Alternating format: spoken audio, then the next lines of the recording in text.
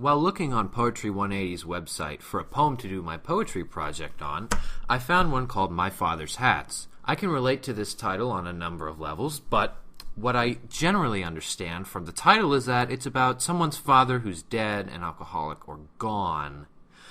Just something isn't right about it. It's not just about the father's hats, because poetry never is.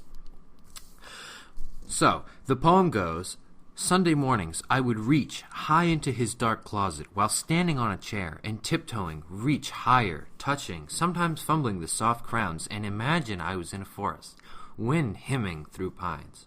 Where the musky scent of rain clinging to damp earth was his scent I loved, lingering on bands, leather, and on inner silk crowns where I would smell his hair and almost think I was being held, or climbing a tree, touching the yellow fruit, leaves whose scent was that of clove in the godsome air, as now, thinking of his fabulous sleep, I stand on this canyon floor and watch light slowly close on water I can't be sure is there.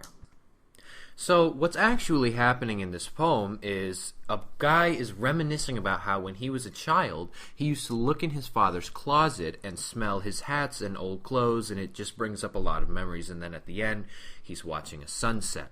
So, the deeper meaning in this poem is that the narrator is coping with the death of his father and is questioning his faith because of it.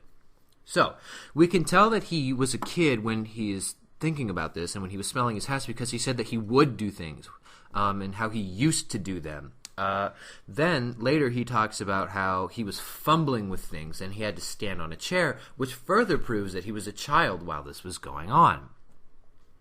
There are a lot of religious themes through here. At the very end he says he can't be sure is there, which is referencing water, which symbolizes his religion.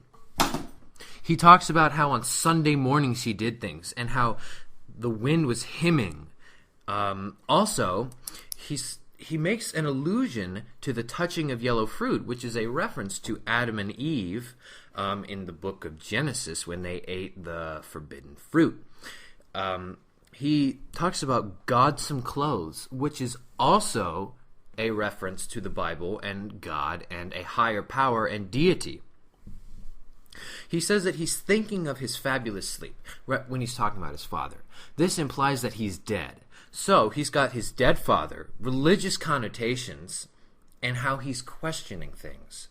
All of these things go together to talk about how he's unsure about his faith and how he's trying to get along with his father who has just died.